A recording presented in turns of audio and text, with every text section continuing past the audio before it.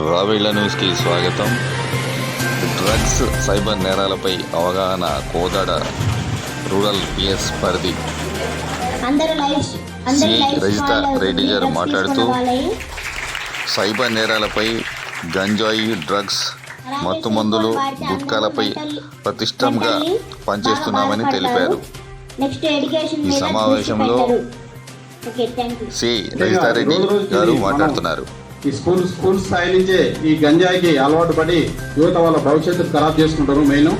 ఇప్పుడు main 10th class నుంచి వాళ్ళ గంజాయికి అలవాటై ఆ స్టడీని అక్కడే ఆపేసి ఇక వాళ్ళు ఇంటర్, డిగ్రీ తల్లిదండ్రులు చెప్పలేదు వినకుండా ఈ గంజాయి మత్తులో పడి వాళ్ళు ఇట్లా చిన్న చిన్న నేరాలు చేసి దొంగతనాలు వీటికి అలవాటు పడుతుంది.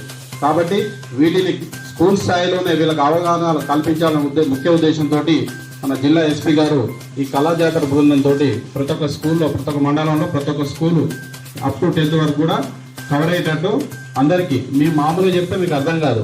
కాబట్టి కళాజాతర బృందంతో వాళ్ళు ఆట పాటలతో మీకు ఏ విధంగా మీ మైండ్కి చేతో ఆ విధంగా వీటి మీద అవగాహన కోసం వాళ్ళు వచ్చి వాళ్ళ పాటలతోటి మీకు అందులో జరిగే ఈ డ్రగ్స్ మరియు సైబర్ నేరాలపై వాటిపై అంటే ఏ విధంగా వాటి జోలికి పోవద్దు, అవి జరిగితే ఏ విధంగా ఉండాలనేది అవగాహన కోసం మీకు ఈ పాటల ద్వారా చెప్తారు. మీరు మీ ఫ్యామిలీ మెంబర్స్ ఉన్న ఫోన్స్ని పాపం వాళ్ళ అగ్రికల్చర్ వర్క్ చేసుకుంటే మీ ఫోను దాన్ని ఏదేదో డిస్టర్బ్ చేసేసి దాంట్లో తెలియని యాప్స్ అది డౌన్లోడ్ చేసుకొని గేమ్స్ ఆడి, పబ్జీ ఆడి చాలా మంది వాళ్ళ ప్రాణాలు కూడా పోగొట్టుకోవడం జరిగింది. అవునా? జరిగిందా? తెలుసా మీకు ఈ విషయము?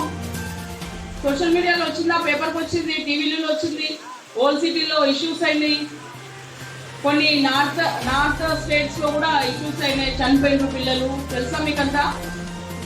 సో అట్లా మనము తెలియకుండానే మనము దానికి అడిక్ట్ అయిపోయి మన మానవ జీవితాన్ని నాశనం పట్టించుకుంటున్నాం.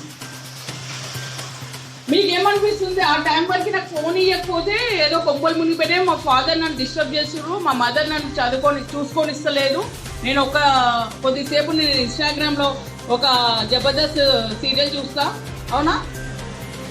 లేకపోతే ఏదన్నా టిక్టాక్ ప్రోగ్రామ్ చూస్తా, సంథింగ్ నేను నా ఫ్రెండ్స్ చిట్చాట్ చేస్తా.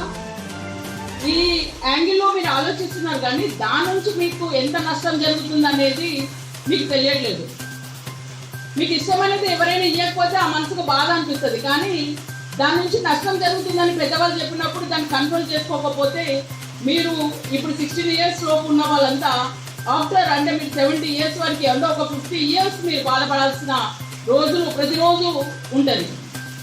ఇప్పుడు మీరు మంచిగా బుక్స్ మీద కాన్సన్ట్రేషన్ పెట్టి బుక్కు సంబంధించి మీ సార్ వాళ్ళు చెప్పే సబ్జెక్ట్ మీద మీరు నాలెడ్జ్ పెట్టేసి మీరు రోజు మీ సార్ వాళ్ళు సైన్స్, మ్యాథ్స్, ఇంగ్లీష్ని ఎట్లా ఇంప్రూవ్ చేసుకోవాలి, దానికి సంబంధించి ఇంగ్లీష్ పేపర్స్ ఎట్లా చదవాలి, స్పెల్ బీ ఎట్లా చేయాలి, గ్రామర్ మిస్టేక్స్ లేకుండా ఎట్లా చేయాలని నిరంతరం దాని మీద కష్టపడితే దాని మీద ఒక మంచి నైపుణ్యం సాధించడానికి అవకాశం ఉందా?